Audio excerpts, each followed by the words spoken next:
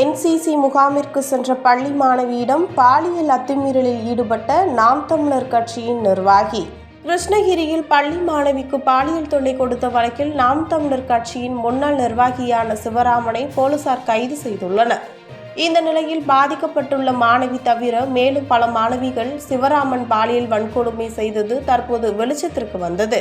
கிருஷ்ணகிரியை சேர்ந்த சிவராமன் நாம் தமிழர் கட்சியின் இளைஞர் பாசறை மாவட்ட செயலராக உள்ளார்.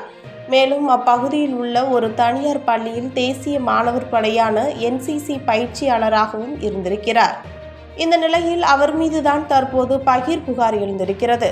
அந்த பள்ளியில் கடந்த ஆகஸ்ட் 5ஆம் தேதி முதல் 9ஆம் தேதி வரை 4 என்சிசி பயிற்சி முகாமானது நடைபெற்று இருக்கிறது. இந்த பயிற்சி முகாமில் அதே பள்ளியை சேர்ந்த மாணவ மாணவிகள் கலந்து கொண்டிருக்கின்றனர். இந்த நிலையில் ஆகஸ்ட் 8ஆம் தேதி இரவு அந்த கொடூர சம்பவம் நடந்திருக்கிறது. அதிகாலையில் மாணவி ஒருவரை எழுப்பிய என்சிசி பயிற்சியாளரும் முன்னாள் நாம் தமிழர் கட்சியின் நிர்வாகியுமான சிவராமன் அவரை தனது அறைக்கு அழைத்து சென்று தனது அருகே அமர வேண்டும் என்று கூறியுள்ளார். மேலும் அச்சத்தில் உறைந்து போன அந்த மாணவியை மிரட்டி சிவராமன் பாலியல் வன்கொடுமை செய்ததாக கூறப்படுகிறது. மேலும் இது குறித்து வெளியில் சொன்னால் கொலை செய்து விடுவதாக மிரட்டியதாகவும் கூறப்படுகிறது. இந்த நிலையில் தனக்கு நேர்ந்த கொடுமை குறித்து அந்த மாணவி பள்ளி தாளாளர் மற்றும் முதல்வரிடம் புகார் அளித்திருக்கிறார். ஆனால் இது குறித்து வெளியே சொன்னால் பள்ளிக்கு பிரச்சனையாகிவிடும், உன்னையும் படிக்க அனுப்ப மாட்டார்கள், எனவே இதனை இத்தோடு விட்டுவிடு என அவர்கள் கூறியிருக்கின்றனர். இதையடுத்து முகாம் முடிந்து வீட்டிற்கு சென்ற அந்த மாணவி மிகவும் சோர்வாகவும் பதட்டத்துடனும் இருந்திருக்கிறார். இதையடுத்து என்ன நடந்தது என பெற்றோர் அந்த மாணவியிடம் கேட்க அதிர வைக்கும் தகவல்கள் வெளியானது.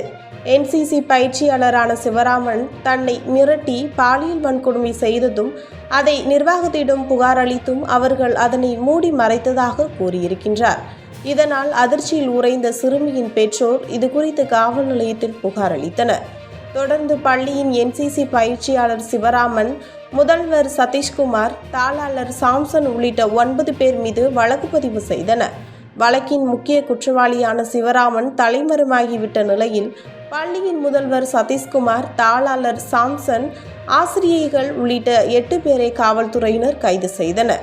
இந்த நிலையில் தலைமறைவான சிவராமன் கட்சியிலிருந்து நீக்கப்படுவதாக அறிவித்தார் நாம் தமிழர் கட்சியின் தலைமை ஒருங்கிணைப்பாளர் சீமான். இந்நிலையில் கோவையில் சிவராமன் பதுங்கியிருப்பதாக காவல்துறையினருக்கு ரகசிய தகவல் கிடைத்தது. அங்கு சென்ற தனிப்படை போலீசார் சிவராமனை சுற்றி வளைத்து கைது செய்தனர்.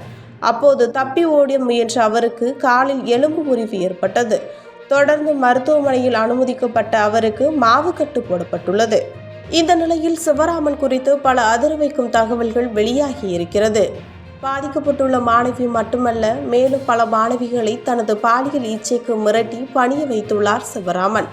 போலீசாருக்கு கிடைத்துள்ள தகவலின்படி 13 மாணவிகளை சிவராமன் பாலியல் வன்கொடுமை செய்ததாக கூறப்படுகிறது. அது மட்டுமில்லாமல் ஏற்கனவே பள்ளியில் இருந்து வெளியே சென்ற சில முன்னாள் மாணவிகளையும் மிரட்டி அவர் பாலியல் வன்கொடுமை செய்திருக்கலாம் என கூறப்படுகிறது. இது மட்டுமல்லாமல் மாணவிகளை வீடியோ எடுத்து மிரட்டி இருப்பதாகவும் பெற்றோர்கள் காவல்துறையினரிடம் புகார் அளித்திருக்கின்றனர். இது தொடர்பாக தனியே காவல்துறையினர் விசாரித்து வருவதாக கூறப்படுகிறது. சிவராமன் செல்போனில் இருந்த வீடியோக்கள், புகைப்படங்கள் அளிக்கப்பட்டு இருக்கும் நிலையில் அவற்றை மீட்கும் முயற்சியில் காவல்துறையினர் ஈடுபட்டுள்ளதாக கூறப்படுகிறது. இதற்காக சைபர் கிரைம் போலீசார் உதவியை நாட இருப்பதாகவும் தெரிய வந்திருக்கிறது. நாளுக்கு நாள் சிவராமனின் பாலியல் லீலை தொடர்பாக பல அதிர வைக்கும் தகவல்கள் வெளியாகி வரும் நிலையில் புகார் அளிக்க வரும் மாணவிகளின் எண்ணிக்கை அதிகரிக்கலாம் என கூறப்படுகிறது.